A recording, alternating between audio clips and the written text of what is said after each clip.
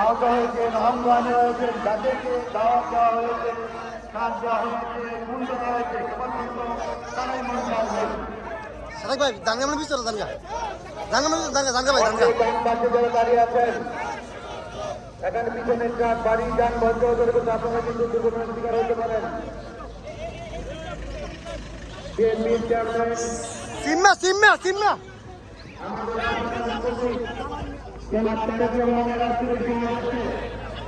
হ্যাঁ ঠিক আছে এবার ঠিক আছে এই যে ঠিক আছে